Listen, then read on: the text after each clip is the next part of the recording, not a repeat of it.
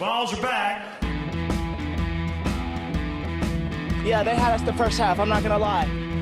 Oh, could be Wayne! I think I got my swagger back. Oh! I love it, baby! Them orange britches. Something about them orange britches.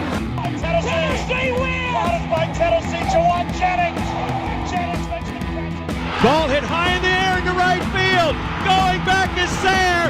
And Tennessee can say hello, win column. A grand slam in the bottom of the ninth. You can't draw it up any better. We just won a basketball game, and we're very happy right now.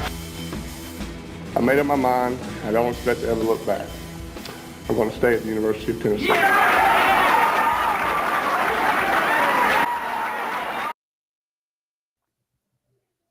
Reddit to do and welcome into More Important Issues. It is Thursday, February 16th. Happy Valentine's Day to all of you all. You all are all my Valentines. Hope everyone's had a great one. I haven't celebrated yet. I'm going to humble brag real quick. I'm going to see Hamilton tomorrow. If you know me, I'm fired up. That is our Valentine's Day. So Landon's already gotten on to me for missing opening day. I'm sorry when they make the announcement I hope it's silenced all cell phones because mine's going to be on. And in between songs, I may be scrolling Twitter. So apologies in advance for anyone sitting around me. But it is opening day tomorrow. We're fired up about that. And if you're wondering, Caleb, you seem like you're in a better mood. It's because not only did Tennessee not lose on a buzzer beater last night, your Tennessee Volunteers in Thompson-Boling Arena knocked off the number one team in the nation, beat the Alabama Crimson Tide, played Dixieland Delight. It's a great day to be a Volunteer. I'm fired up for baseball. Yeah, I'm in better spirits, and I'm sorry I'm a fan. I live and die by what the Tennessee Volunteers do. I say it doesn't ruin my week. I say it doesn't ruin my day. It does, and I'm sorry. Yeah, there was a guy on Twitter that said he had receipts of me saying I was done with the basketball team, and it was true, but it was also right after a game. Okay, emotions are high. I'd also like to say on the next show that you had tweeted, it's baseball season. We both recognize that it's all emotion. We hang on to everything this team does. They'll get us back soon enough. Oh yeah, I mean it's a roller coaster, babe. We're in for it for the long haul. We can't get off. We're stuck in that thing until the end. Yeah, and it's like the mystery mine. I'm hoping there's no more big drop offs. I think maybe we hit the 200-foot drop. Now it's just it's curves now from here on out, and hopefully no more downswings. Yeah. It's late, and I mean I don't think Tennessee played their best game yesterday. I won't want to get too much into it, but I do before we start the show. Defense is fun. I said it like a month or two ago. That was awesome basketball to watch. I mean, Jemiah Meshack, stand up, dude. What a freaking performance. I'm telling you right now, Miller goes. Oh, yeah, for the occasion, baby. I'm telling you right now, Brandon Miller goes for 30+ on anybody but Josiah Jordan-James, who would have been 99% chance he's guarding him if he's healthy. If Meshack getting a part of this team, I mean, 15, that's pretty much a lot you can ask for when you play the best defense in the country from your star, but it wasn't enough. And I just thought everybody played so good defensively, and that's what you really need to carry you in March and April. Can we say it? Can we start saying it? Yeah, we'll tap into April. Yeah, let's get that feeling going. But we are going to talk about yesterday's performance in Thompson-Boling Arena, and I think that's too what makes college basketball cool. Those weird weeknight games we've talked about in the SEC, where it's pretty much all home fans in the arena. I mean, it's very few away anyways, but especially weeknights. That's college basketball at its best last night. Yeah, it was so much fun. And then you have just like football, you have the Dixieland Delight playing after. I mean, just electric. I think the best part was Urosh earned the reason to talk. He played well. I can't disagree. Maybe not as much as he does, but I can't disagree entirely with that statement. Yeah. I mean, hey, when you beat the number one team in the country, you have 10 points, 4 rebounds, and however, what do you play, like 20 minutes maybe? I mean, that you can talk. I'll let you have that. He had 2 assists too. 2 assists. Good performance from everyone. And then we mentioned it, opening weekend. Talk a little baseball. It's back, baby. Baseball is back. And we do got to talk about teams getting snubbed. Tony Vitello, I'm sorry. I'm a guy and I can be honest about it. Tony Vitello is the best looking coach in the country. And he's Yeah, I mean, we have stupidity is an epidemic, so we do that weekly. This is like the stupidity of the century. I mean, that is the dumbest thing. You know, I'm not a men guy, but Tony Vitello is a really good looking dude, and Scott Strickland is not. I feel like that the people who voted for that are probably just insecure guys who just can't. They look at a guy and they're like, I don't know why women find him attractive. That's the people who voted for it. Yeah. Okay. They're just hating. Yeah, I think it's they. You have a good mix. You have a lot of haters in there, and you also have a lot of guys who are just like, I get it. Yeah. It's the guys that aren't secure with their masculinity that, because you look at Scott Strickland, he just looks like a guy's guy, right? He drinks Miller Lite on his recliner every night watching Sports Center. He's a guy's guy. He's someone you see yourself in. Listen, I don't see myself in Tony Vitello, and neither should any of y'all. All right? It's hard. I hate that statement. Yeah. Not even 9 o'clock yet. But yeah, I get it. Caleb's canceled. They're not. That would get me a vote now. I don't know what you're talking about. Oh, yeah, that's true. That's true. Yeah, for sure. But yeah, we are going to talk about baseball. If you got questions, drop them in the chat. Drop them on Twitter. We'll try to keep up. I'm excited. Also, YouTube. This weekend. Subscribe on YouTube. We don't share that enough, but do that. I'm sorry. Yeah, get on YouTube.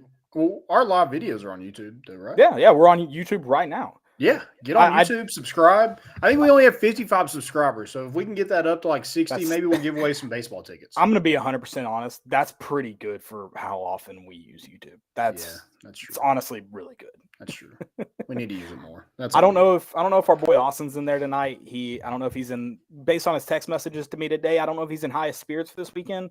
But if you are, shout out to Austin, our YouTube guy. YouTube. Yeah, he just dominates the chat. Like Tennessee dominated defense last night. 100%. All right. We're going to get in the show. Before we do that, though, I'm going to tell you guys about our good friends at Underdog. Underdog is Knoxville's best sports collectibles store with a wide selection of UT cards, autographs, and memorabilia. Whether you're looking for a Peyton Manning autographed helmet or the most recent Topps baseball card release, you'll find it at Underdog. The shop is owned by UT graduates and proudly supports UT sports by hosting NIL events throughout the year. Stop by the University Commons Shopping Center next to Publix and Domino's to check them out. They're open 6 days a week with live YouTube shows 3 nights per week. Remember to always bet on the Underdog. Good people over at Underdog. Make sure you're following along for all their great events, trade nights. I mentioned those NIL events throughout the season. I'm sure some good ones coming up here in the spring. Get fired up about. Make sure you're following along. Shout out to Underdog. Yeah, go follow them on Twitter at UDogCollect. Love it. All right. Let's go. Alabama. Suck it. Suck it. They're mad. Oh, my God, are they mad? They think it's so disrespectful to play Dixieland Delight. Like they've got some kind of ownership to it. It's by the band Alabama. Oh, good. You guys can spell. You know their name. That doesn't make the song about Alabama. It's a song about Tennessee. They're driving on a Tennessee byway, a Tennessee Saturday night. Oh, people from Alabama are used to North Alabama are used to driving through Tennessee and hanging out there. Yeah, because no one wants to hang out in your shitty state on Saturday night. They got to drive north to be here. It's about Tennessee. And if you want to sing about Tennessee, I'm not offended. I'm not, but just know it's our song now. That's twice in a row. You're done. Stole it. You're done. Actually, we didn't even really steal it. We stole it back. They tried to steal it. We stole it back. It was like they had their hands on it and we just ripped it away. Honestly, this rivalry is in need of a trophy, and I think it should be an all sports trophy. And whoever wins gets to hold it, and it should be a Dixieland Delight trophy. Okay, or Dixie trophy. Maybe just Delight trophy. Dixie's. Yeah, Stampede, Chicks. I get it.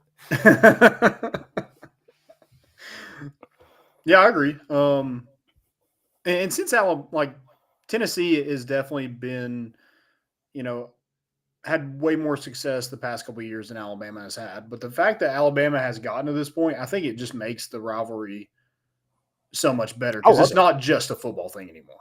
Yeah, I absolutely love it. Yeah. And Nate Oates is a stud. Dude can coach. Yeah, dude needs to learn that mid range is a thing, though. I do love that. When we go to that 2-3 zone, we finally learn not to step out. They don't practice mid range jumpers. No, They don't. they don't take them. So let them get the ball at the free throw line and figure out what to do with it because they don't practice that shot. And they even mentioned it. Jonas Adu had a couple at the top at the free throw line. Vescovi had a few at the free throw line. And they even said it. Alabama lets people take those shots. They're not high percentage shots, whatever. That's Tennessee's really good from the elbow and from the free throw line. Well, outside of actual free throws, but they can shoot jumpers from there. So, yeah, if you don't want to step out on us, that's fine. And we'll give you that all night, too, because you don't practice them. Nate Oates, was it Nate Oates or Arkansas? Can't think of his name off the top of my head. Gus Bus. Yeah. Was it him or Nate Oates that got famous for painting the 4-point stripe?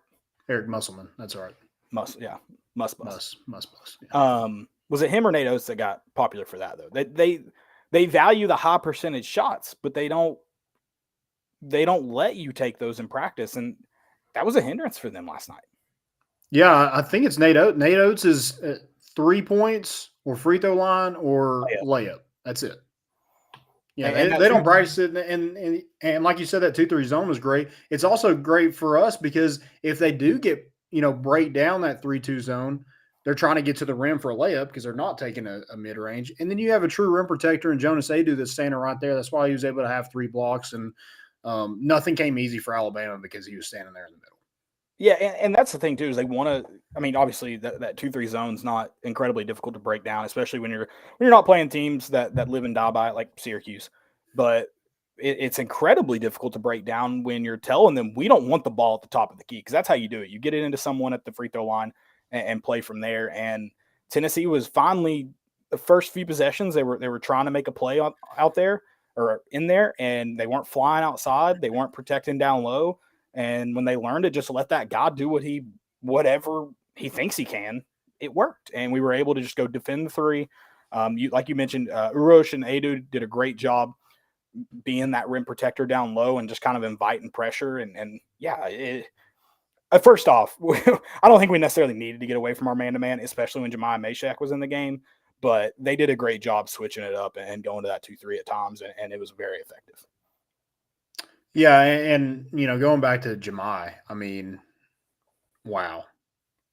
So I got a little bit of stats for you. I mean, yeah, stud, and not really knowing because I think Julian Phillips and Josiah were game time decisions, but not really knowing you're going to start, and then get thrown into the starting lineup. And by the way, you have to guard probably top 1 or 2 players in college basketball, and Brandon Miller. And he did a fantastic job. Brandon Miller had 15 points. It was probably the hardest 15 points he's ever had to score in his entire life. And when Jemiah Mashak was his primary defender, he was 0 for 6 with 4 points. All 4 of those came at the free throw line. And Jemiah Mashak didn't even score a point, and his plus or minus was +9. So what a game from Jemiah. Didn't even have to score. He took away Brandon Miller or minimized the damage. I mean, Brandon Miller did have 15. He didn't have hardly anything on Jemiah, but your best player is getting 15 with this defense. Tennessee's going to win 9 times out of 10, unless there's a buzzer beater somehow. Yeah, it got nervous when it came down there. Hey, listen, I'll give credit when credit's due. Wes Rucker, he said something that I agree with. He mentioned wow. Should we stand up and clap for that? I think we should. I mean, I think he's right. That had to be the best 0-point performance in college basketball. I don't know if he said this. I'm going to take it one step farther in college basketball history. Had to be. I'm not sure what his exact tweet was, but yeah. Listen, I would love for Mashak to mix in some offensive prowess there. He was a little out of control. At least he was trying to get to the rim, I guess. Maybe. I think he got to the free throw line once. No, he didn't get to the free throw line. I don't know how, because he was bull in China shop when he put his head down. But yeah, I obviously you would love some offensive game from him. But man, you don't win that game without him. And listen, I love Josiah Jordan-James, but the performance Jemiah Mashak had, it would have been tough to equal that. It would have been very difficult. And I think that's a huge boost for Santi and Zakai because that defense is, I mean, they're great on defense, and they're not going to take a step back on defense, but they're not having to worry about somebody else's best player. So I feel like that just kind of gets them in the zone a little bit more, kind of takes the pressure off. And, that's what it seemed like last night anyway. They were kind of free, getting people involved. I mean, neither one of those guys had a single turnover, which is insane. That's another as thing much to as they talk about. dribble and get the ball, that's insane. Well, but here's a question for you. Well, real quick, I mean, Zakai Ziegler, Harlem Globetrotter? Were there times out there that you were thinking he was going to start spinning the ball on his finger or running offensive football plays? Just going around his neck. There was one time in the lane, he was just, I mean, it was. Yeah. That was probably old man. He somehow finds the open man, and the lane is just so congested. But going back to Jemai, my question would be, with the kind of,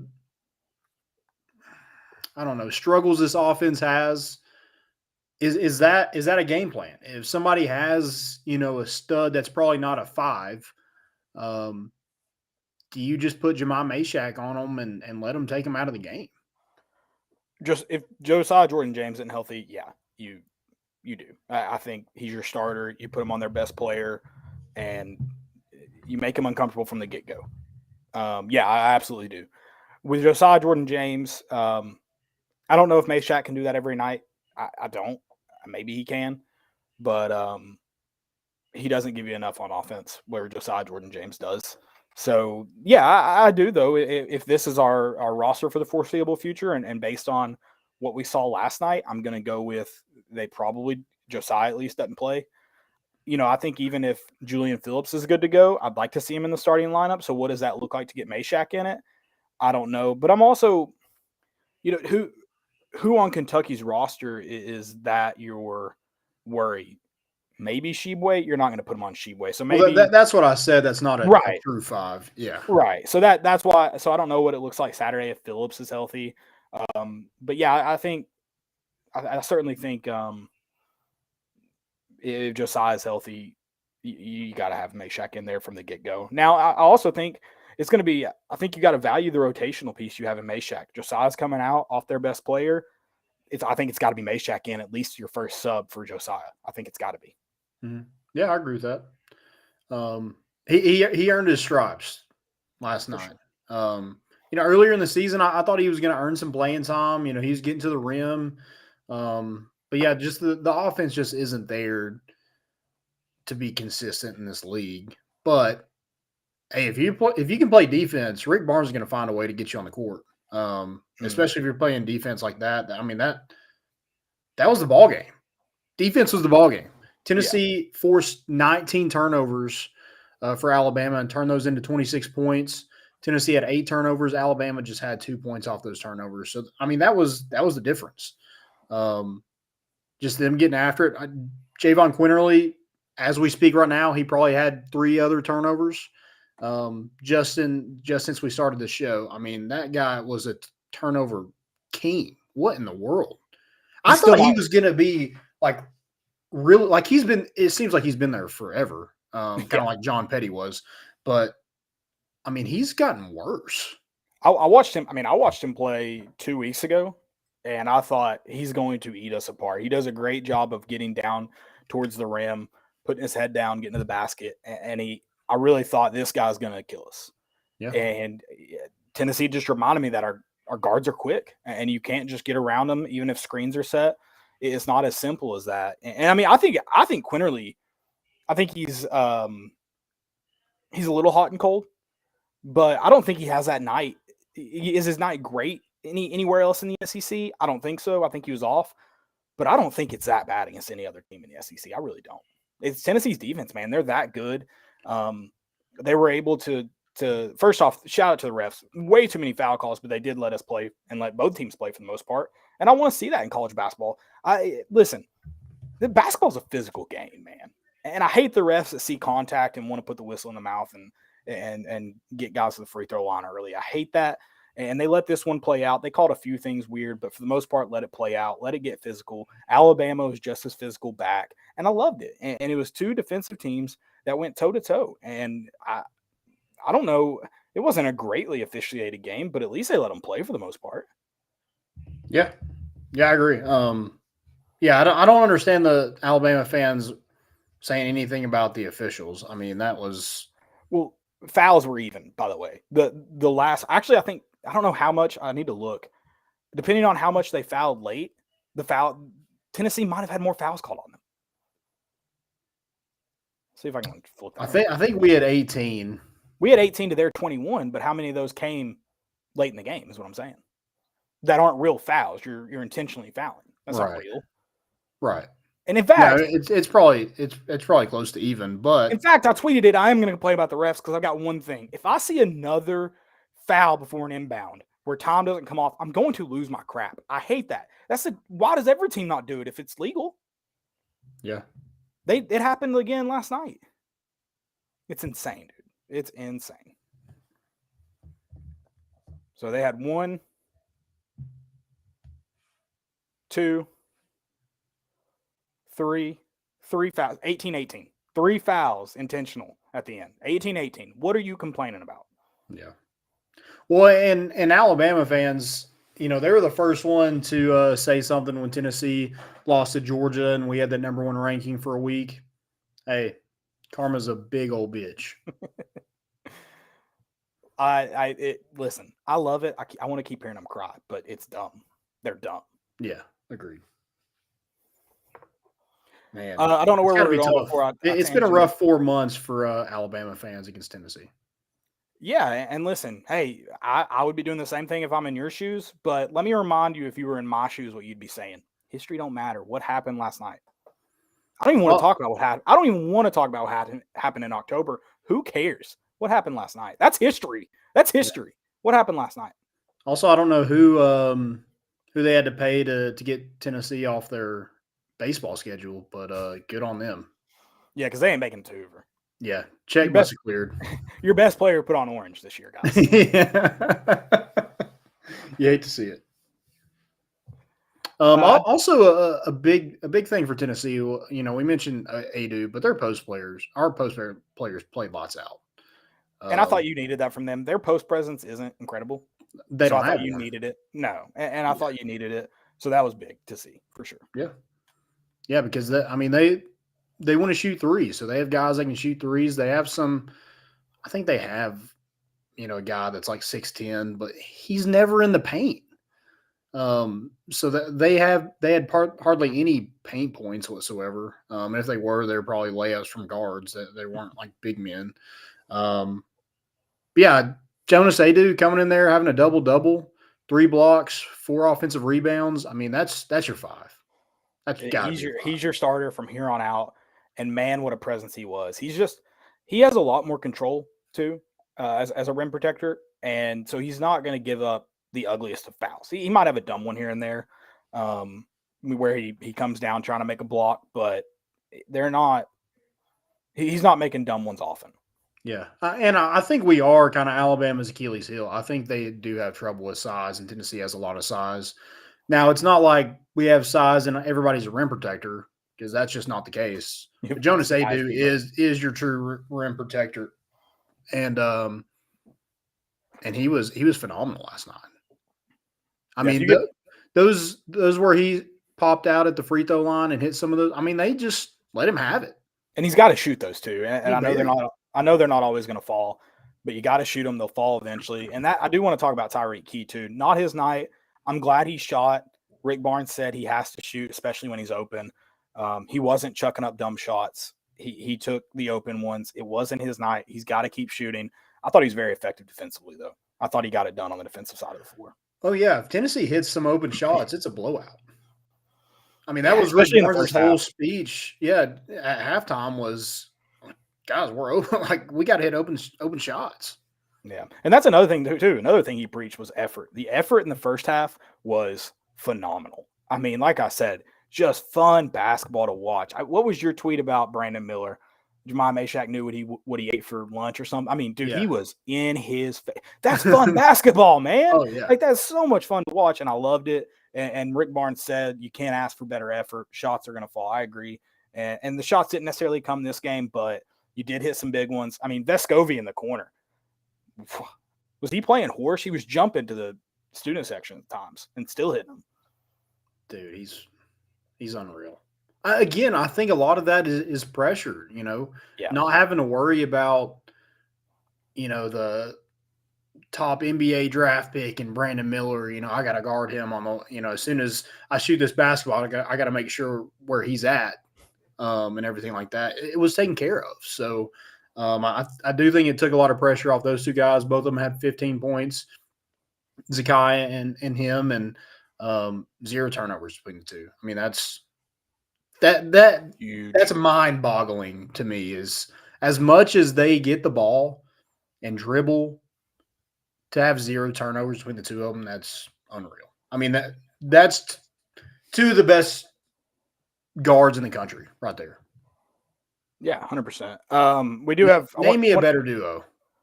You can't do it. Maybe Kirby and his walkout song is probably the only one I got. Right. I do want to get to, we got a couple comments and questions. We kind of covered this, Ethan, real quick, but thoughts on the zone defense. I thought they played really well. Thought they went to at the correct times. So, I mean, our man-to-man's really good, but I thought they utilized that zone well last night. Yeah. I think they were probably better in man than zone, maybe. I guess you'd have to say that because they played it for the majority of the game, but I thought we used it at the right times. Yeah, I think it was, at some point you're going to have to do that. Mm-hmm. So yeah, it was a good time to kind of, but Alabama's a team that can definitely hurt you going to playing zone, but last night they didn't. Yeah. Thanks also, for Quinterly for continuing to press the issue and turn the ball over 8 times. Right. I thought I fired off one of my best tweets last night about him. Just didn't get any traction. But I thought that was my best work. The time travel one, I thought just it was really good. I liked it. He also said what makes me impressed is that we held Bama to only 9 threes. I mean, yeah, 9 threes is still a lot, but they shot 24 of them. So here's the thing: 9 threes and only giving up 59 points. I mean, that's the insane stat. Is Alabama averages? I think they're averaging like 83 points going into the game last night, and they scored 59 points.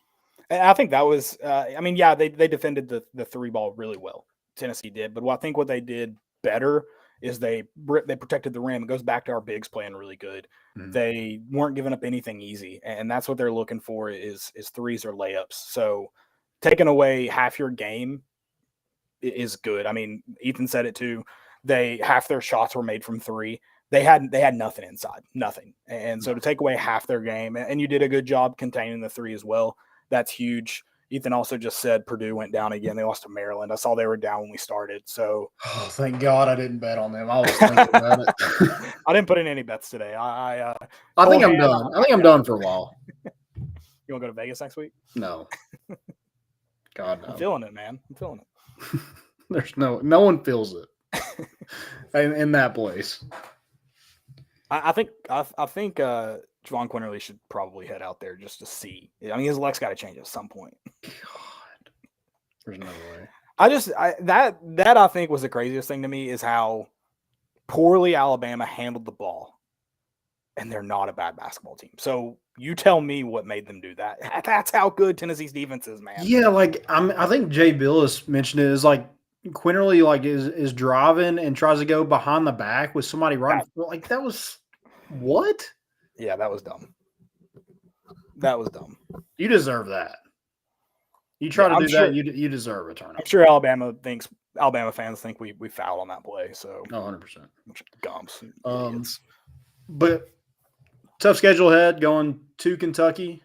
Got Texas A&M as well.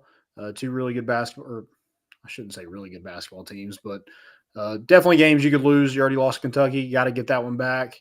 And then Texas A&M continues to be, one of the top teams in the SEC. So we're back. That first Kentucky game is really frustrating, and it will always be no matter what happens Saturday. But anytime I look at Tennessee's schedule, I just assume Tennessee and Kentucky are going to go 1-1. That seems to be what's happening every season for the most part. And so it's just the fact that this Kentucky team is not good. No, like I said, it's still going to be frustrating, but I think it goes a long way. I mean, obviously you want to win this late in the season, but in terms of kind of looking and seeing what you've done this season, splitting with Kentucky ain't that bad. And again, like I said, still going to be frustrating, but you make up a lot of ground if you can split that series. How does Purdue lose a basketball game when they have a guy that's 7'4"? He's 7'4"? Yeah. Yeah. How can he dribble at 7'4"? None of our guys can dribble. That's a good point. They lost by 14? God. Thank you, Dylan. Jesus. That's insane. 6 or 7'4". I mean, that's insane. Also, Houston being good just pisses me off. I mean, he's freaking eye level with the rim. How does he not have like 80 points a game? He's like Bill Russell compared to everybody else. Well, they couldn't get the ball to him against Indiana. That was very frustrating. How can you? I mean, it's partly his fault. He wasn't moving, but just throw it toward the rim. He's right there. Yeah, if Kumwa can find the ball on the freaking elbow and catch it and dunk it, this guy should be able to. That freaking, oh my God. How? He like caught it like back here. He hammered an alley-oop on the run. Yeah. It was like a full like OBJ catch, and then he somehow dunked it too. And I love on that play. I think it was either Quinterly or Mears just was lost. I mean, poor them, get caught up in a highlight tape. You didn't even know where you were at. Yeah. If they had interviewed you after, I don't know if you could have said you were in Thompson-Boling Arena. I'm glad Jay Billis went 94 feet so many times with Alabama players because we took him 94 feet the whole freaking game, man. Clip that. That's a good clip. Thank you.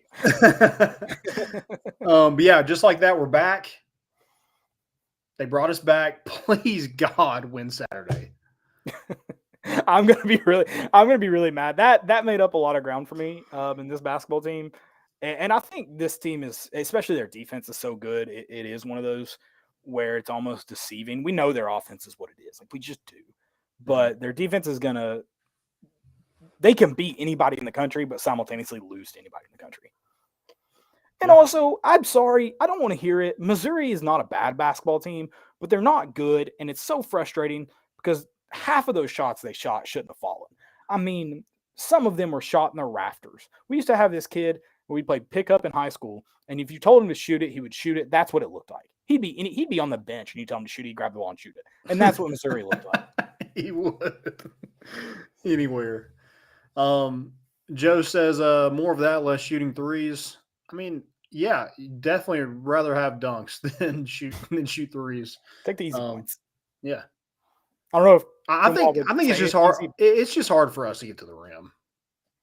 And that's why we have to shoot a lot of threes. It's very difficult for us to get to the rim. Yeah. And I mean, I would like to see Meshack. You mentioned it earlier in the season.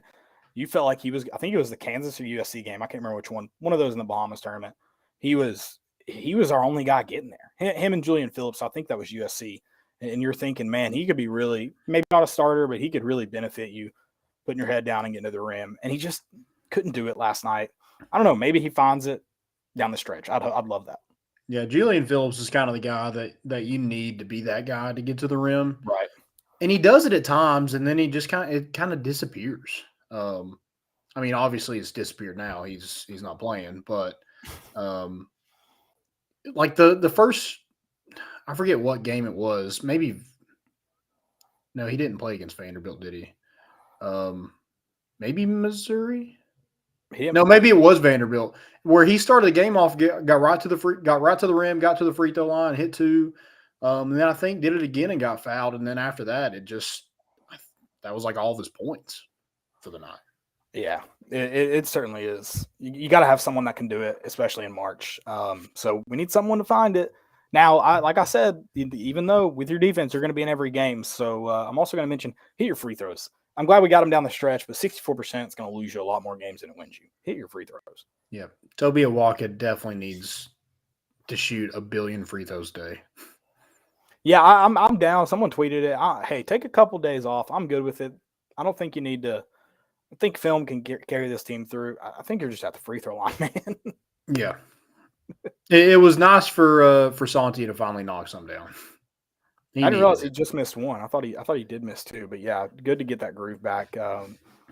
I mean, he said it. I'm glad he was just kind of honest about it because it is difficult when you not only you have one game where you essentially lose it for your team, you have another one where you lose it for your team.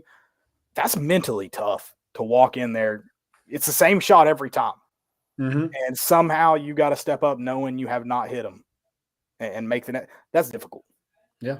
It sounds easy, but it ain't. Right. Yep. Great game. Loved it. Keep going. I mean, this team can win a national championship. It can also lose in the first round. I want to see Cal get tossed Saturday. I want to see both of them. I want to see Rick Barnes get tossed too. Rick Barnes fired up last night, man. He's found a stride, I think, in terms of energy. Yeah, maybe this is the moment like Kirby convinced all of his players that they're going 7-5. Maybe Rick Barnes has convinced his team that they're not very good. Maybe so. This is a turning point. I'm always impressed with the coaches who can convince their team they're underdogs and they're really bad. Nick Saban, the rat poison. Obviously, Kirby Smart is good at it, as we can see. So I think Tony Vitello is a little bit to an extent. I think what's impressive about him, and this is a good segue to baseball, so we can, unless you want anything for basketball, I think Tony Vitello is really good at motivating from a hunted standpoint. He doesn't have to lie to his team. I think he can, from everybody we've talked to, he doesn't lie to them. He doesn't make them out to be the underdogs. This is who you are, and this is who you need to be, and go do it. Yeah. Yeah, I think Rick Barnes' teams definitely love playing that underdog role, but when you have this much sustained success, that's just not the case anymore. You're the hunted. Yeah, for sure. You're gonna get a lot of teams' best shots as you can tell in Missouri, and then we knew we were. I mean, you should have expected it with Vanderbilt in terms of someone mentioned it. Like every game in the auditorium, it's a slugfest, man. Yep, it was a slugfest. I loved it. Wow, I need to read this off real quick. Joe Freitas, is that how you say that name? That's a cool last name. Fun fact about UK, not only are they unranked in every sport, but they don't have a single vote in any major sport poll. That should make us smile. I'm not going to fact check you on that. I hope that is 100% true because I'm riding with that, and I love that. Yeah. Take that, Austin. He's going to be so mad. He is. He'll be very upset. And he's going to have to be wearing Under Armour while sad. What a pitiful life. I'm sorry, Austin. Yeah, don't be an Under Armour school. Please, God. I don't care. Like, if you want to go back to Adidas, I won't love it, but I'll accept it. Under Armour, I will not own that. I'll wear Nike stuff for the rest of it. I like Under Armour. See, like golf, I like Under Armour golf stuff. Their football, their basketball. I don't really know about the baseball, but I'm assuming based on everything else, it's just ugly, man. It's terrible. Their uniforms, like Auburn's. Ugh. And well, actually, I say I like Under Armour's golf stuff. I guess it's technically a coaching polo, but have you seen Bruce Pearl's polos this year? Mm-mm. It's the Under Armour logo with like a line and then the Auburn logo. It's terrible. So it's a blank shirt on one side, and that it's terrible. Well, he doesn't wear a polo good. I mean, his always have pit stains. So we don't make fun of pit stains. You also have some pit stains. I'm a sweaty man. Sweaty man. Grizzly bear. All right, let's get to baseball. We finally made it, man. Feels good. Finally. Fired up. Landon's right. I won't be able to watch tomorrow night, which most people won't because YouTube TV can't come to an agreement with freaking MLB Network, but I digress. I will be there for the home opener. Well, home opening series. I'll be there Saturday. So, yeah. I'm fired up. I'm ready. Man, I'm going to get rowdy. There's something about a baseball stadium that I just walk into and I just know I'm going to make someone hate their life. And I love it. It's that freaking right fielder, man. Yeah, for sure. And whoever drew the short straw and has to play right field that day, it's on. You know what it is? It's baseball slow enough they can hear every word you say. Basketball can be difficult. You can get your close to the court. You can get it in. Football is impossible. Soccer's tough. Goalkeeper's about the only guy you can get at. But yeah, the baseball's easy, man. That right fielder's stuck with you. 9 innings. And you can hear a lot in that stadium. Or 7 if you're the Missouri right fielder. You're right there on top of them, so they hear every word you say. I do like that. When I was in 2020, they moved my seats because you had to spread everybody out. They moved my seats, and I was behind the away bench. And I got to see in our dugout, which is cool. You got to see, Frank and Tony just get livid at everything. But also, like, you could talk crap to some of their players too, and it was phenomenal. But I don't get that luxury anymore because I'd be talking crap to our players because I'm right there next to them. So You could do it across and across the field. It's not that far. I do give them some of those sometimes. Guy in the batter's box. Yeah. Gotcha. But hey, brand new lineup. Absolutely brand new freaking lineup. Yeah, for real. And it's funny. I wonder how often this happens. You lose the entire lineup, but you keep your starting pitching rotation, at least on the weekends. That's got to be incredibly rare. Yeah, all your starters are back. Yeah. Even Xander Sechrist is back, our guy. Shout out the man.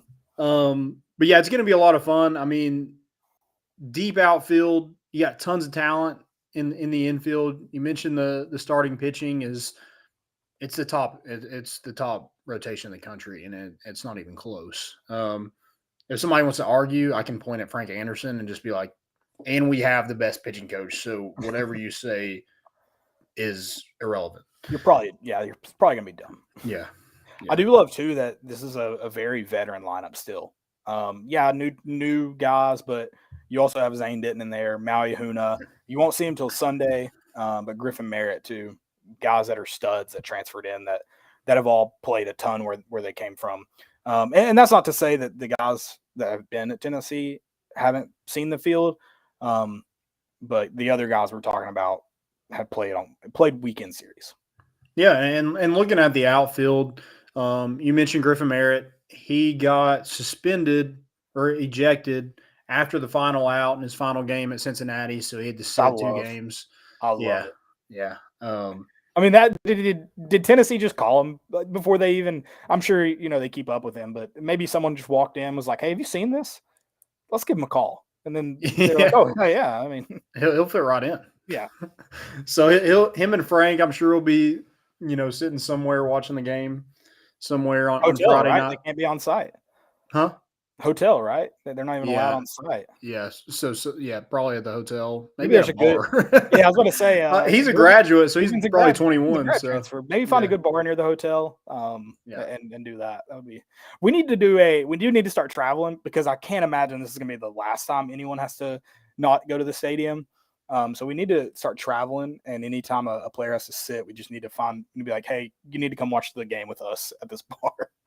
Yeah, or the next time Tony Vitello, which is going to happen, he's going to get ejected again. So, we just go sit with him wherever he's at. Yeah, it's probably been a penthouse somewhere. So, I think that'd be a good series to do. So I'll have my people call your people, and we'll work it out. Yeah. Zerk, just get us on the next private plane. I was going to say, Chad, let's get it set up. Just get us on the next private plane to Arizona, and we'll be there. But yeah, looking at this outfield, you saw the projected starters today. It was Kyle Booker in left, Jared Dickey in center, and Christian Scott in right. Jared Dickey in center that's insane because, I mean, that dude was massive when he came in. And lost all that weight. I mean, he's unrecognizable. If you see a picture of him from when he first got on campus, doesn't even look like the same person. And I've heard some people. We've heard a lot of people question his speed. Listen, I've seen him limp to first base, and it ain't slow. So yeah, he can move with a broken foot and move well. I mean, the fact that Kyle Booker and Christian Scott are not in center field, it probably tells you how fast Jared Dickey actually is. It's good for him, and awesome that the work he's a friend of the pod, so shout out to him as well. But yeah, he hit 380 last year. I'm not sure where he ends up in the lineup. I'm going to project the lineup in a second. I don't know if you want to do the same, but I can. I shouldn't, so I'll just let you do it. Okay. But you also got 2 really highly touted freshmen and Dylan Drawling and Reese Chapman. And there's always those two or three freshmen in every class, it seems, since Tony Vitello's been here, that have just showed out in some way. Maybe not been a starter, but at least made their presence known. And 2019, it was Jake Rucker, Max Ferguson, Connor Pavoloni, those guys, Camden Sewell. 2020, it was short, but it was Drew Gilbert and Jordan Beck. 2021, it was Kyle Booker and Blade Tidwell. And then last year, it was Blake Burke, Christian Moore, Drew Beam, Chase Burns. So there's always a couple that show out. And, I think these two are going to be kind of in that same category. I'm sure they'll play some this weekend. We'll see if they can kind of earn a spot. I mean, can you hit? I mean, a lot of people can play defense. You grew up, you grew up playing outfield. You know how to play it by now. Sure, it gets more difficult. The balls hit harder and higher, and catches get more difficult. But it's outfield. Hitting is what takes you to the next level. And I feel like you're disrespecting outfielders right now. I don't want to get into that. No, I'm not. What are we doing here, Landon? I'm just saying. I mean, infield's kind of the same way. It's like either got it or you don't. But hitting, you got to continuously work on it. It's a mental game. So, what guys can step up, and I'm sure there's going to be plenty of competition throughout this weekend of who's going to be those, come SEC play, who's the three outfielders out there? Who's the DH? I do want to ask you that. Where does Griffin Merritt fit in here? What's the shakeup you see? He's probably a Sunday guy when he returns. What's that in the outfield? Yeah, I mean he's going to be a starter in the outfield. Now who gets the boot? You have an idea? I mean it probably is going to depend on like who plays better tomorrow. I mean Jared Dickey's going to be out there. Is it Kyle Booker or is it Christian Scott? Well, and then here's my question too. Not only that, so yeah, it's probably hitting. What's the move? Griffin Merritt played center at Cincinnati, right? I think he played left. He played left. Okay. Yeah, I think he's a corner outfielder. If you can play left, you can play right. Okay. Gotcha. So that makes it easier. I thought he was center fielder, so I didn't know how that shook up the lineup. Yeah, so you got Gavars Tears, who had a great fall. Hunter Inslee, who had a really good offseason as well. I mentioned the two freshmen, Colby Backus out of Walter State is another guy. What position does he play? Backus? Yeah. He plays outfield. Okay. I asked you who the outfielder coming from Walter State was last summer, maybe spring, and you acted like I was stupid. I'm not mad at you. I just want to say I was right. I just didn't know his name. Colby Backus. Okay. And then infield, there's not outfield, there's a ton of competition. I don't think infield has a ton of competition, but it's got so much freaking talent, man. Blake Burke, first base, Christian Moore, second base, Maui Huna, shortstop, Zane Denton, who came from Alabama at third. Charlie Taylor, a catcher. I mean, that's the – I don't want to say question mark because it makes me think like I don't think Charlie Taylor is capable. I'm not saying that at all. I think he's a great defensive catcher, and the fact that he was able to get on the field last year tells you he's that. Mm-hmm. Now is the bat better? You just got to hit. It's hitting for him, and I don't think that's throwing shade. I mean, you got a guy that's president of his fan club in Connor Pavoloni, pretty much saying the same thing there. And honestly, he kind of got me fired up more because.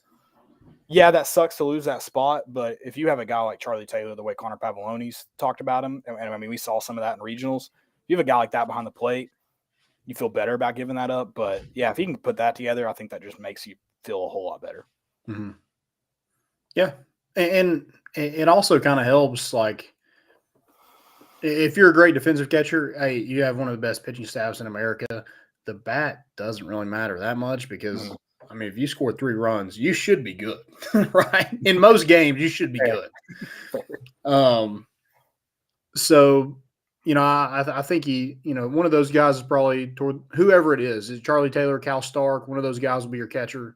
Jared Dickey is a possibility back there as well. But, I think if they're going combination, who's their best 9? Jared Dickey's in the outfield. Well, and that'll be interesting to see too. If you have – I don't know. I know Connor Pavoloni mentioned, you'll see Jared Dickey behind the plate sometimes. But what if you do see Kyle Booker, Christian Scott, and Griffin Merritt all just playing excellent? And you do need that bat in the lineup. I mean, is that a situation where Jared Dickey finds a new home? Or because, like you said, you got to have him in the lineup. Well, if you have three others that can't be denied, could that happen? Well, one will go DH, whoever is probably the worst. Yeah. Because Tony Vitello said that too. He's like, our DH is usually always going to be an outfielder. Now, last year it was Blake Burke. That was a one-off because that dude's a freak. Yeah, you weren't going to keep him on the bench. Right. So, hey, and listen, Luke Lipsius, I love you. You may be real fast, but that hitch you got doesn't show it. So.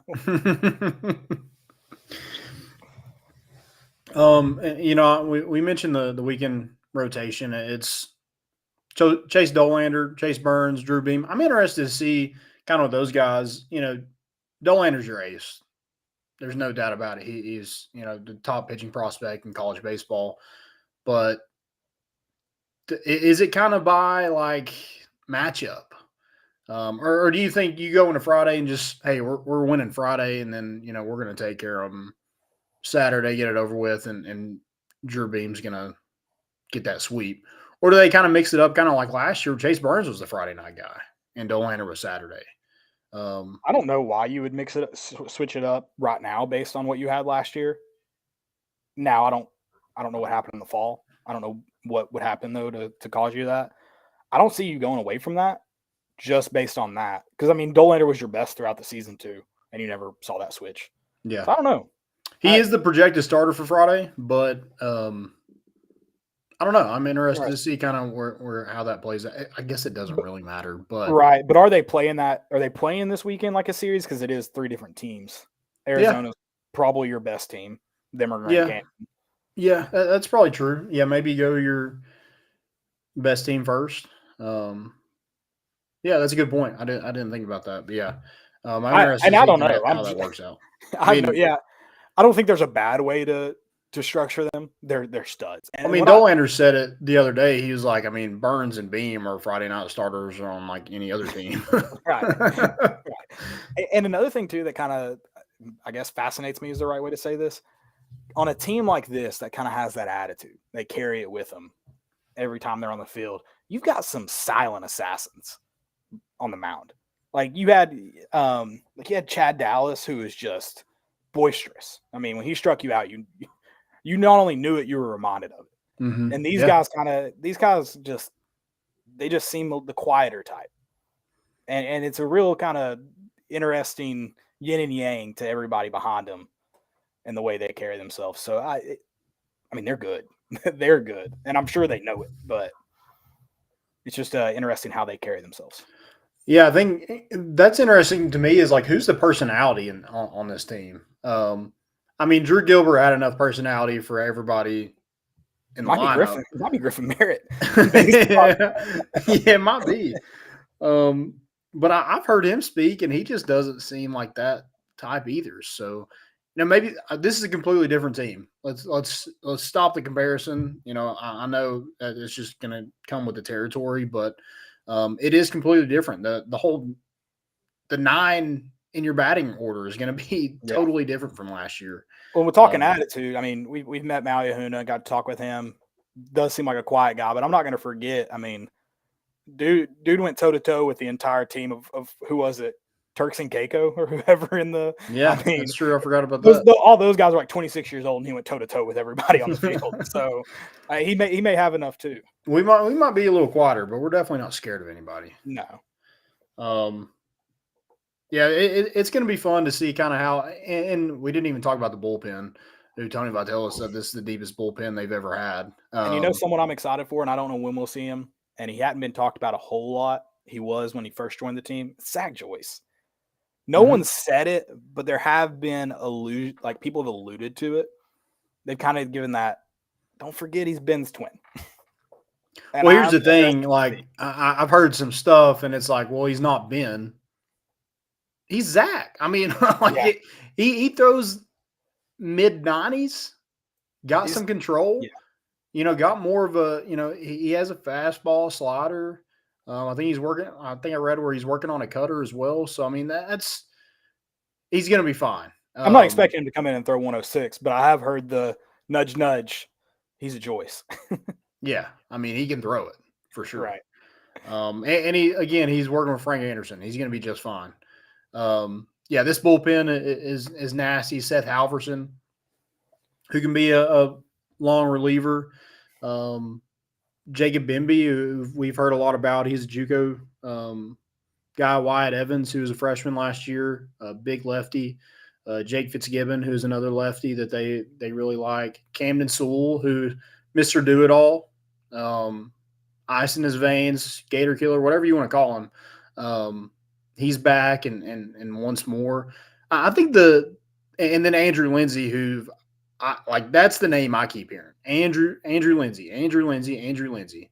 From Charlotte, took a year off, transferred in from Tennessee, and man, it just seems like that's the guy who I think Jared Dickey talked about it. It was like, we've been hitting off the starters, but Andrew Lindsay, like, we're struggling with him. So that looks like he's probably going to be your closer. You got Kirby, the stash is back. I need to get my stash long enough where I can curl it. I also need some good wax if anybody's got some recommendations. Is that what you use, wax, for that? I think wax is how you do that, yeah, because it's probably long enough, but maybe not thick enough yet. Yeah, it'll never be Kirby's, ever. So, I mean, this bullpen is for real an arm barn. I mean, there's tons of arms, righties, lefty. It's funny because you have so many lefties, I feel like, in your bullpen, and then, like, all your starters are righties. Xander Sechrist is another guy they can use in is he a midweek starter? Maybe, but he can also, come out of the bullpen and pitch for him as well. So, tons of arms. I mean, this is going to be a fun year. I hope everybody's ready for the ride because I am. Yeah. I can't wait. I'm fired up. Starts with Arizona. Yep, Arizona. They got they're in a regional last year, lost in the regional final to Ole Miss. Who? Hey, listen, future champion, but yeah, they got it taken to them in Coral Gables. Yeah, lost to the eventual champion in Ole Miss, and then Grand Canyon, who made a regional last year, I think won a game, and then lost the next two. But they're a really good program, and they lost both. They lost both. Yeah, okay. So they were in the Stillwater and lost to Arkansas and Missouri State. Gotcha. Yeah, they're a really good program. They have a shortstop who's, I think, a projected top 10 draft pick, and I have his name right here, Jacob Wilson, and then Chase Davis for Arizona, an outfielder who is like a second round, low first round draft pick. He's a junior. He's a really good player for them. But yeah, I mean, those two teams, and UC Davis is not a very good program. I think this is only the third season in their program's history, so not a great team by any means. But hey, somebody that you can get people a lot of reps with, just like kind of these midweek games. And it's also like Friday and Saturday, you're throwing everybody. Like you're trying to win those games. San Diego, I think you got bats that you can pitch probably whoever. They're just not really good. Right. I'm fired up. You said you're going to predict the lineup. I'm interested to see here because we talked about it half being lefties, half being righties. I'm just going every other. I mean, yeah, it's insane. And I was trying to think about that, but I just kind of went off. Hey, this is what I'm thinking. Yeah. So Ethan asked me to do a projection, so I'm going to do that real quick. So I have Maui Huna batting first, batting leadoff. Jared Dickey batting second. So right off the bat, two lefties. Christian Moore, righty, third. Blake Burke, fourth, of course, another lefty. Zane Denton, lefty, batting fifth. Kyle Booker, batting sixth, another lefty. Kavaris Tears, I think he's a righty. I think he's a righty. Batting seventh, Christian Scott, another lefty, batting eighth, and then Charlie Taylor, who's batting right. I just love that you named out those guys, and there's not until the very end, and no hate towards Charlie Taylor, but we've seen other guys. There's just no relief in that lineup.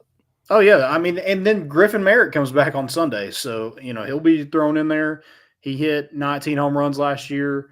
Zane Denton had 13. Maui Hoon had 8. Christian Moore had 10. And Blake Burke had 14. I mean, yeah.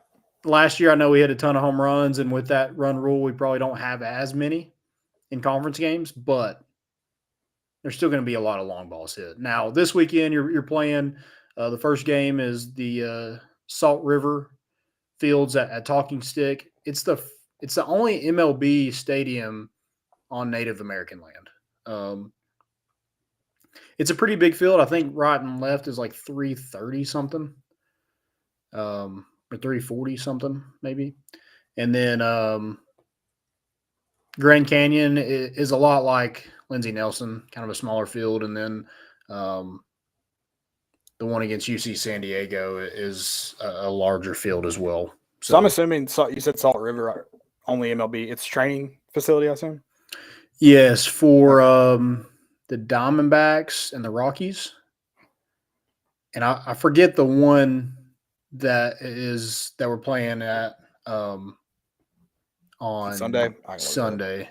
Is it in Mesa? It's in Mesa, yeah. It is the Cubs. Mesa? I think it's Mesa. Mesa, sorry. Yeah, I think it's the Cubs. Spring training. Gotcha. It is the Cubs. Okay. What is that park called? Sloan Park. Sloan Park. Mm-hmm. Yeah, it's a bit. What? Do you have the Wikipedia up? I do. What is for the left is 360, left center's 366, center's 410, right center's 398, and right is 360. So that's pretty hefty field. Yeah, for sure. That's yeah. I mean, that'll be one of the longer parks you play at. Yeah, I mean, I don't want to just continue to talk about Omaha, but I mean that's an Omaha-like field. Is Omaha that big? It's pretty big. I was thinking it was a little bit shorter. I'm gonna look it up real quick. It might be shorter, but it is a longer field. Yeah, left's 335, right's 330. I was going to say I thought it was shorter. It is 360. 360. Is that meters? I think that'd be longer. Yeah. Yeah, 360. Now it is longer to left center. I don't understand the configuration. I'd have to really look at it. Left's 375, but center's 408 at Charles Schwab. So I guess it's just like almost a diamond. Yeah, pretty much. Yeah. Rather than a Sloan seems more circular. Like an ice cream cone. Yeah, you got it. Yeah, man, I'm excited. Can't wait. Love baseball season and so much fun. Can't wait to be back in Lindsey Nelson. I guess I'll be there Tuesday, which is wild to think about. We're back, baby. And also, Sunday we'll have the bat flip. That's back too. Monday or Sunday? Oh, Monday. Yeah, Monday. Threw me off there. Got Sorry. And then I'm not going to go down through the whole schedule. Then Dayton. I hope there's a good crowd. I don't know what the weather's like. It's supposed to be, I think, in Knoxville pretty good this weekend. So I hope we get similar. I don't know when that. I don't know. I think rain's supposed to come in at some point. So I don't know when that's supposed to happen. But hopefully it's done for 3 months. Yeah, I think it's supposed to come in tonight. Yeah, and be around Friday. This is what we get. We got so nice weather for all of football season, and then just crap as soon as it ended. Yeah, they're predicting rain next week. I hope that's not the case because I can't remember who it was last year. It was some ugly games, but that one Auburn basketball weekend, I had tickets to the game and I couldn't go because I was frozen. I mean, we got brutalized in that weather. Didn't we go to was it Iona? It was Iona. It was Iona. Yeah, it was so long because we were there for probably 8 innings. Yeah, we could have bunted the ball and got a double out of it. I mean, that team is horrible. Yeah, and then they had to drive all the way back to New York after that. Sorry. Glad they cashed a check. Good for them. All right, let's let's get ready for baseball season. Absolutely. Do we have any more questions? I know we walked through a few there. I don't leave have any any out? more. All right. Yeah, I don't have any Was more. it for Unless me? somebody did it late on Twitter, but I don't have any more. Lady Vols are up on that game's probably over. They beat Arkansas 87-67. Dang, ladies. Put it on them. Is Arkansas good? No. But 87 points. I mean, That's my more like wow factor. All right. Well, Oh, something we didn't talk about. I love those throwback uniforms so much. oh, dude. They're beautiful. You see, it almost looks like a marker, but the little emphasis marks on Uros's last name on his. Did you see that? No, I didn't. It almost looked red. I'd have to I go don't know back if it's a and look. different material or what, but I don't know when they ordered those. Maybe they didn't have them, so they try to add them. Right. But yeah, dude, they look so good. Oh, I've got good news courtesy of Barstool Mincy, by the way. I killed the Vandy Whistler? Oh, Killed the Vandy Whistler? killed Baseball it. season's good. We're good, boys. Don't worry. That was Yeah. awesome. That was- moron better not step foot in Lindsey Nelson. You know he'll be there. Because aren't there two of them? Yeah, there is too. Yeah. One of them will be there, I promise you. God, I'm gonna strangle him. We got to figure out a way to get him ejected. We need to come up with something. Take his vocal cords out. That's the only. That's the only way he's allowed in the stadium. Yeah, for sure. For sure. Shout out Barstool Mincy. Just doing the people's work. I mean, man of the people. Wow. That's a good point, Joe. I guess you could. Yeah, maybe he can. Maybe we tape his mouth shut. Yeah. Maybe you just let Mincy at him. Just Yeah, I guess you can. You definitely could. Sorry, Joe. That's a stupidity on me. I want to fire it up with stupidity. This is kind of Super Bowl related. I saw this on Reddit. I broke up with my boyfriend over the Tubi Super Bowl commercial. Oh Did that yeah. get you? Did it get you? Oh, for sure. Everybody's got like, up and grabbed my remote. dude, turn the game back on. I got up and grabbed my remote. I had to move my dog, and he was so comfortable. I felt terrible. So screw you, Tubi. What is Tubi? I don't know. I guess just a streaming app. But yeah, apparently That's great marketing because no one knows Yeah. what that is. Now people are gonna want to know. Yeah, but I don't care. Yeah, sure. This is not good marketing. Apparently, the boyfriend got so mad because he thought his girlfriend changed the channel and just went ballistic on her. Jesus, it's not that. I mean, was he a fan of one of the teams? I don't know. I don't know. Good God, I don't know. I have no idea. they weren't That's that serious. They did live together for 2 months. 2 months? No, so- not that serious. They He probably hasn't hold even pooped in front of her. It didn't just like start dating Landon. Let me see. Pooped It's got to be in here in somewhere. front of. I mean, surely they're not doing that on the first date. They'd lived together for 2 months. Not dated for 2 months. I don't know. Either regardless, I'm sorry. I feel bad for this girl, but that's hilarious. Honestly, dodged a bullet, right? That's good. I'm glad he showed you your colors early. Yeah, His colors early. yeah, that's good. that is good. It's stupidity on the boyfriend, not the Mhm. not the girl. My next one is I'm sorry. I already went. Joe Dillon, y'all can get in here too if y'all have any. I have Oklahoma State. Okay.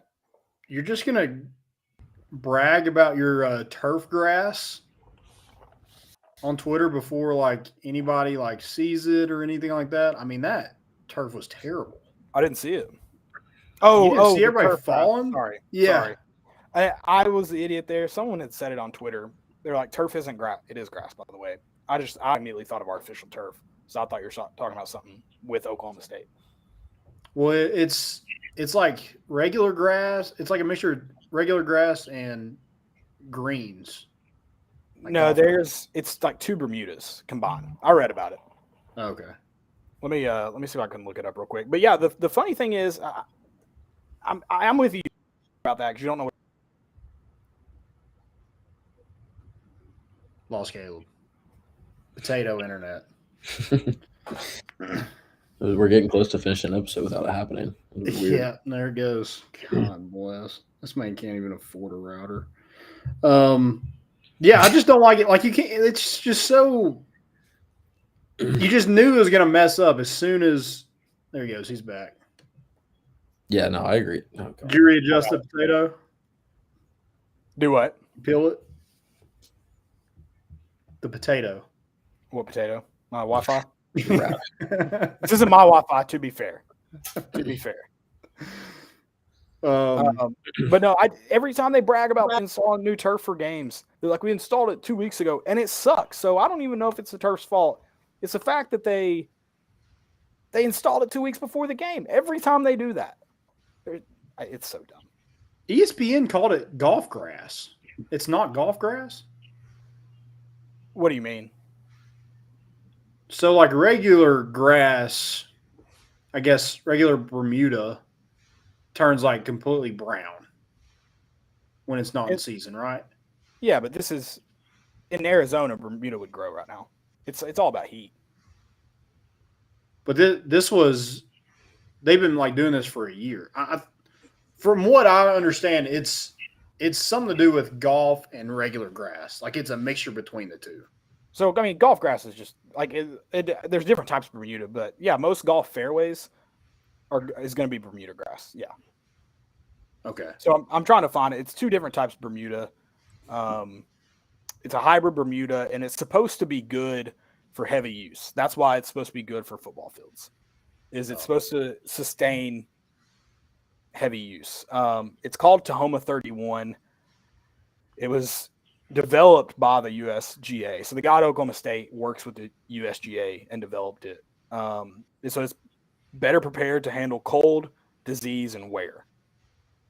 So apparently it's supposed to recover from repeated use is what it says. Well, my question is, why are we using that in a dome? Do what? We're using it in a dome. Arizona has always used real grass. They've got that thing that rolls out and they grow it outside. Well, I know, but like they've been growing this thing for like 2 years. Like for it to be used in a dome, that doesn't make any sense to me. What do you mean? Like we're talking about, like it's for heavy use. Like it doesn't matter, like rain or shine, I guess, whatever. Like it's weatherproof, maybe. We're using it in a dome, so why does it matter? Oh, okay. I think Caleb, you mean like heavy use as in just like repetitive, like other like. So they're going to use this grass again. I think they won't. I think yeah. I think apparently got donated to a local high school, poor local high school. Good job. I mean, that was a slip and slide. State championship would be one there. I think from my understanding, like heavy use, it shouldn't create like divots and things like that. Obviously, that wasn't the case. You saw turf flying everywhere. Yeah. But that's how I understood it when it said heavy use. But yeah, I guess that's a good point. Why do you need to go away from just good regular old Bermuda? Yeah, I guess that's a good point. Yeah. My question is, how do they test it? Do you think they had Darren Ravel run his 40 on it?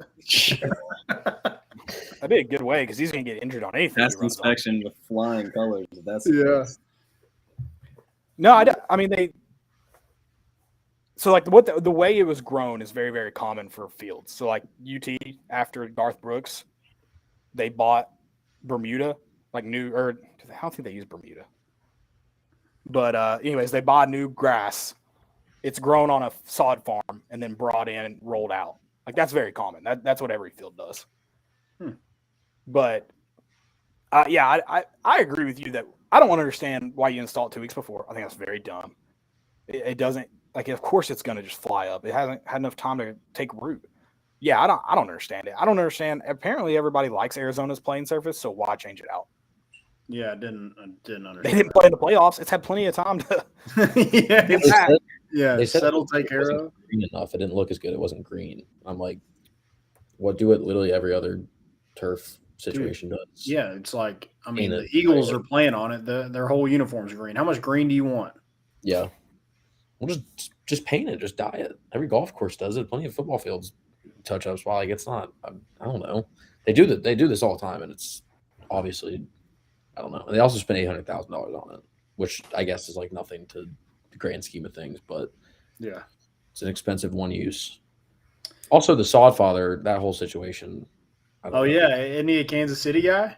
Yeah, big conspiracy. But Oh, good point. Good point. he's also 94, so I don't really know how much you can like just get him wired up on the internet. That is a pretty badass nickname. Yeah, you're not wrong. I would love to have that Even if nickname. he is just a snake. And Honestly, I kind of credit him more if he can get a field perfected for one team. I respect it. Well, Patrick Mahomes was hurt, so he wasn't going to be mobile anyway. So maybe That was the whole point. If they're going to sell it, they're going to sell it hard. They're going to. Patrick Mahomes got hurt. That was the thing. It was like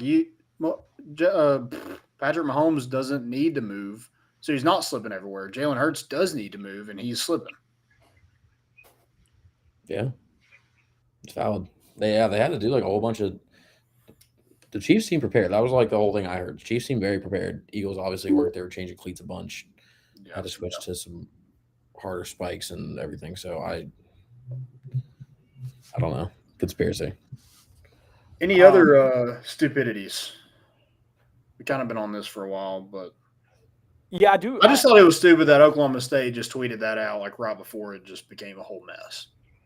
Oh yeah, it was incredibly dumb. But I don't even think it's on Oklahoma State. I think it's on the Sodfather, man. I think it's on the NFL. I think the whole situation's really dumb. Well, like no one knew anything about like Oklahoma. I didn't know anything about Oklahoma State having this grass, and then they tweet out like taking credit for it, and then they obviously get the blame because so that's on them. Yeah, Tennessee does use Bermuda. Oh, I'm sorry. What'd you say? So was this even talked about leading up to the Super Bowl? Because I don't remember seeing any like news stories about it until like Super Bowl day. It was like I saw like the day before they did the whole like it's been 2 years and they yeah. showed the video of them rolling it in and out every day for like 2 weeks and getting the sun. But other than that, it wasn't like some like massive like project. I don't think. Yeah. I mean, I think anytime they play on grass, the NFL does try to do resodding for the Super Bowl. I'm pretty sure. This one just ended up being an epic failure of epic proportions. It was, but I mean, again, I feel like that. I could be wrong. I just feel like anytime I hear that it was installed 2 weeks ago, it's a disaster. Yeah, 2 weeks is a terrible time for anything. I did look up what Nealon uses. It is. I thought they used a mixture too, but they use Tifway 419 Bermuda hybrid. I thought it was. I thought they used like. I can't think of the name of it now, but yeah. Anyways, the UT is probably a little bit harder. They probably have to lay rye down by like October because Bermuda does start to go out of season then, and it browns up. I don't know that much about grass. Yeah, it's grass. Big grass facts. The new Sodfather. I can grow mean grass in my golf coffee mug. I can get a nice grow there. He's 94. They might be looking for somebody. I was about to say, go for Nice it. grow. I love that phrase. Nice grow. You just grow is not supposed to be a freaking Verb. noun. Yeah, verb. Noun. Yeah. Noun. Yeah. Yeah. Adjective, kind of too. Grow is not. No, it's a noun. Yeah, sorry. I'm dusty. Nice grow. Yeah. All right. Well, I think I used it correctly. No, I think you did too. I like it as a noun. I don't think I've ever heard it as a noun. You're welcome. No. All right. Any more stupidities? I got our guy Big Game Boomer. I'm sorry. Nice. Shout out to him. He loves us. He puts out too many polls. There's just too many to be wrong. But he said the top 50 loudest college basketball and football stadiums duos combination. Auburn, not a bad start. Bad showing last Saturday against Alabama. It just wasn't a great arena. But overall, not a bad start. Not terrible. Then he has Kansas State. Maybe a good basketball venue. The football venue, get out of here. Yes. That eliminates them from top 10. Well, football is the biggest one for me. It shouldn't be top 10. Virginia Tech, atrocious. Lane Stadium gets hyped for one song and one song only, and I respect them for that. But after that, after Enter Sandman's over, it's a dump. It's just a dump. Yeah. BYU. I mean, what are we doing? How loud can 60,000 sober people be? It's not possible. Wrong. Also, are BYU basketball games usually that loud? I don't know. Well, it's not. They also Can't 60. I guess it's not. Next is Iowa State. What are we doing? What? It's just He's just trying to get some more followers from some different people. I guess.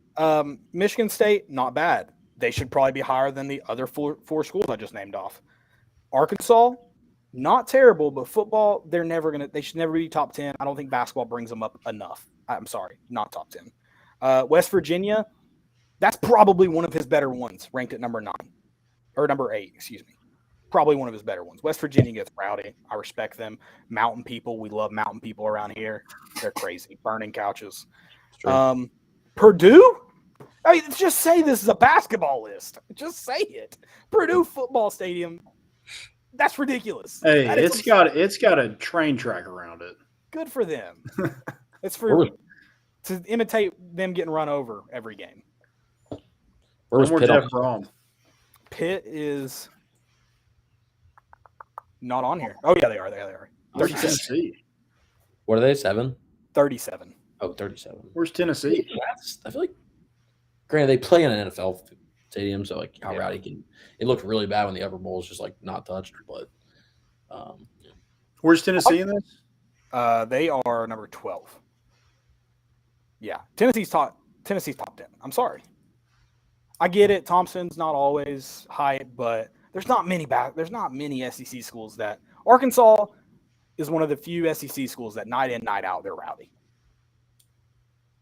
It just depends on the school too, I guess. I mean, like obviously SEC schools, if you want to do a different, like ACC schools, like they're going to have like way more students fill in and like more rowdy people. You don't have a bunch of geriatrics like popping out to every UNC game. It's just that's not our fault necessarily. I mean, if you did like a per capita, I'm sure the rating would be a lot different. That's all I'm saying. Yeah, Texas Tech too is ahead of Tennessee. That's the dumbest thing I've ever heard. It's just ridiculous. I'm not even like that upset where Tennessee's at. They may be 12th if you configured everybody. I said top 10, obviously. They may be 12th, but there's 10 or 8 in front of them. That is the dumbest thing I've ever heard. Yeah. It's just ridiculous. All right. Joe, you got any? No, mine was the Sod Father, so we covered that quite extensively. So, Dylan? Only thing I can think of is old Chad Bod believing that baseball thing, thinking that the MLB or whatever is going to change from their current size bases to like 4 times as big bases. Yeah. Like, come on now. Yeah, whoever people get Maybe got. in the Giant Stadium, but anywhere else, no, that makes absolutely no sense. I mean, all the time my parents are texting me and be like, "Did you see where this happened?" I was like, "No, that was Richard G. West that tweeted that. Stop." It's too easy to fool boomers, man. Too easy. The base was like comically large. Like when you actually looked at it for a second, you're like, that thing was like 4 foot. Yeah. That was I'm still in that easy. Leadoff's got you halfway to second. Shoot. Credit to whoever, I guess, photoshopped that. It did have the MLB. Yeah, it looked good. Had a shadow. It was believable. The was size wasn't, but like non-baseball. the graphic looked. Yeah, I agree with that. I'll give you that. My next one is Mike Farrell. He's back, baby. Welcome to the pod again. He said former 5 stars in the Super Bowl based on my solo rankings. Chris Jones, Trey Smith, Carlos Dunlap, Juju Smith-Schuster, Chad Henne, Josh Sweat, Brandon Graham, and Ndamukong Suh. May I also remind you what Mike Farrell tweeted when Trey Smith was about to go into the NFL draft. He said, "I'll be waiting for the gift baskets and apologies from the Trey Smith. Should have been a 5-star crowd or the excuses, one or the other." So his solo rankings said he was a 5-star, but also he wants gift baskets for people who said that he should have been a 5-star. So Is Mike Farrell gifting himself gift baskets? That's according to you. That sounds like a pro move. You said you like gift baskets, so I do, but I also don't want to buy my own. that's fair. He's an idiot. I mean, that It's awful. I couldn't find him on Twitter the other day because I was going to tweet him the gift basket thing since you were blocked, and I couldn't find him. Somebody sent that to me. I'm glad somebody did because I did not. I couldn't see it. Good for him. Speaking of Juju, I guess you could technically consider it. I mean, AJ Brown destroyed him on Twitter. Yeah. I mean, if you're a Chiefs fan, you probably think it looked stupid and like you just look like a sore loser, but he wasn't wrong. AJ Brown's not wrong. I mean, Juju got bailed out. TikTok wasn't going to work out. I don't think he was going anywhere. I think Patrick Mahomes saved his ass. So Yeah. You know the worst part about the Chiefs winning? Having to see Jackson Mahomes on TikTok again. God, he was rock hard when they won. So he could do another TikTok on the field. And then he's in the background of one of the interviews. He's the worst. he's so bad. He did tune it out a little bit. He waited till the end to like. I think Patty was like, "Hey man, shut up." For sure. But he finally like waited until it was over, so people wouldn't just be like, "Please let the Chiefs lose, so Jackson Mahomes can't celebrate." Right. I kind of started rooting for Patrick because I was thinking maybe we weren't going to get one. I regretted that real quick. Yeah. But speaking of Patrick, though, did you see how wasted he was at their parade? Of course, a lot, baby. He was still on that tour at all, dude. Yeah. He was torn. They were cold as the Rockies. Did you see him? So I'm assuming it was a replica trophy. Did you see him hand that to a fan and walk away? Just walked off. I'm assuming that was a replica, right? Surely. Okay. Like the fan brought it, I'm assuming. That or it was planned out, and they're like, all right, take the camera off this guy, snatch it back. Did they do like a Tom Brady moment where he just like threw it and everybody like freaked out? That was awesome. I love Super Bowl parades, man. They are the best. I have one more and then I'll be done. This is from ESPN, so it's on ESPN, but it said AD did it all in the Lakers' big win against the Warriors. He had 13 points. He was 5 for 9 from the field with 3 blocks and 16 rebounds. 5 for 19? He did it all? 13 points? I mean, what? That's like a basic. They're trying to keep him happy. stat. There's rumors going around he hates LeBron, so they're trying to keep him happy like him. He does hate LeBron. Some are saying. You were talking about, oh, sorry. Go ahead. no, you're good. I was saying you were talking about Mahomes being hammered. Did you guys see the Chiefs cornerback that was like in the wheelchair like after the parade? He was so hammered. No. No. I mean, So DeMar Hamlin? yeah. Bless. It's an exit. My God. That's some random guy dressed as like a Chiefs cornerback. He got on. Did you see the linebacker? I don't know who it was. Climb up the double-decker bus. He jumped up and grabbed the top bar and pulled himself up.